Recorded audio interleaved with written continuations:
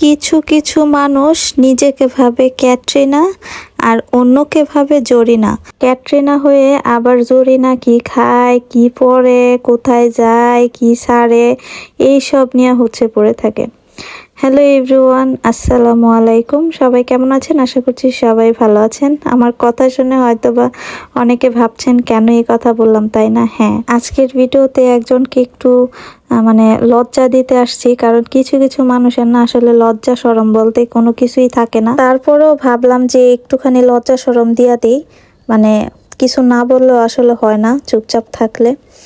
দেখবেন আপনাদের আশেপাশে এরকম কিছু আত্মীয় স্বজন থাকবে যাদেরকে আসলে কি বলবো, যারা আসলে নিজেকে অনেক সুন্দরী দাবি করে, অনেক স্মার্ট দাবি করে, কি বলবো, এক কথায় নিজেরা ক্যাটরিনা মনে করে। হ্যাঁ, আর অন্যদেরকে মনে করে তারা হয়তো বা জরিনা, ওই জরিনা টাইপের মানুষই ভাবে। ঠিক আছে, আশেপাশে সবাই জরিনা আর নিজে একাই সে ক্যাটরিনা। তো একটা ক্যাটরিনা কিন্তু জরিনাকে কোনোদিন ফলো করবে না, সে জরিনা। কিন্তু ওই কিছু কিছু মানুষ ক্যাটরিনা ওই জরিনা কিভাবে ঘুমায়, জরিনা কি খায়, জরিনা কোথায় গেল, জরিনা কয়টা শর্ট ভিডিও আপলোড দিল, জরিনার ইউটিউব চ্যানেল আছে, ওইগুলাই আবার ওই ক্যাটরিনারা আবার ফলো করে। তা আমার কথা তুমি যেহেতু নিজে এত বড় নায়িকা ক্যাটরিনা কাইফ, তো তুমি আবার ওই জরিনা, সামান্য একজন জরিনা কি করে না করে ওইগুলো ফলো করার কি দরকার? তুমি তোমার নিজের মন যা চায় তা করো, তুমি আরেকজনকে ফলো করতে যাও কেন? আবার ফলো করো ভালো কথা, যাদেরকে আবার তুমি জরিনা দাবি করো তাদেরকে আবার যখন তোমার অনেক হিংসা হয়, তুমি কিছু করতে পারতাছো না, তুমি ক্যাটরিনা হয়েও লাভ নাই, ক্যাটরিনা হয়েও কোনো কিছু করতে পারতাছো না, তখন আবার তোমার মন চায় একটু জরিনা হইতে, তাই না? যাই হোক, তুমি ক্যাটরিনা হও বা জরিনা হও, তাতে মনে করো আমার কোনো কিছু আসেও না যায়ও না। আচ্ছা, ভালো কথা, আমাকে ফলো করো, সেটাও আমার কোনো কিছু আসেও না যায়ও না। আমার জরিনারে গুরু মানো, গুরু কি করে না করে ওইগুলা করো, ওইটাও কোনো সমস্যা না। কিন্তু আমার সমস্যা মাঝে মাঝে আমার কিছু ব্যাড কমেন্ট আসে। এই কমেন্টগুলো দেখলে তো আমি বুঝতে পারি যে কারা বা কে আমাকে কমেন্ট করতে পারে। কিন্তু তুমি ক্যাটরিনা তো আসলে হয়তো বা বুঝতে পারতাছো না যে তোমারে তো আমি ধইরা ফেলছি, তোমাকে তো আমি চিনি।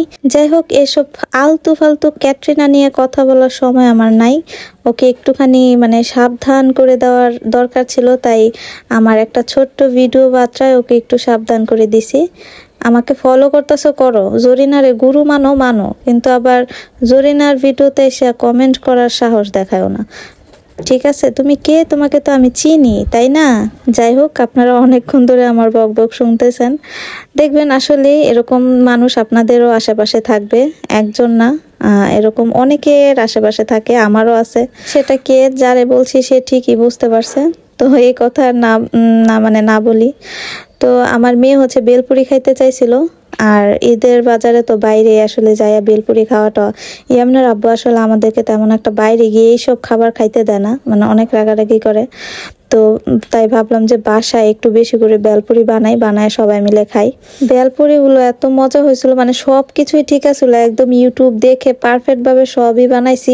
টক যেমন পারফেক্ট হয়েছে, ঘুগনি, মশলা, তারপরে সবই ঠিক আছে, কিন্তু বেলপুরির জায়গায় শুধু পুরি হয়ে গেছে।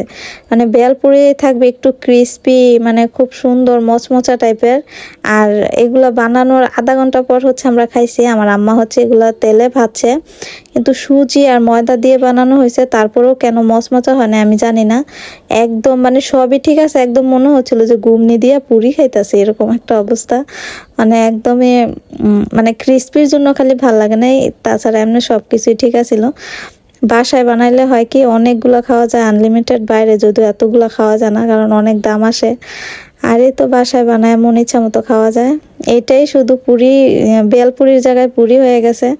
যাই হোক, ভিডিওটা যে উদ্দেশ্য নিয়ে করা ছিল, যাকে উদ্দেশ্য নিয়ে করছি সে অবশ্যই দেখছে। আমি জানি যদি তার শরম লজ্জা থাকে আমার ভিডিও দেখবেও না, আর আমাকে কোনো কমেন্টও করবে না। আমারে ফলো করুক, আমি জরিনা, ফলো করতেছে করুক, কিন্তু আমার ভিডিও দেখবে না, এটা আমি আশা করি, যদি লজ্জা শরম থাকে। তো যাই হোক, আজকের ভিডিওটি এই পর্যন্তই। টাটা সবাইকে, আসসালামু আলাইকুম।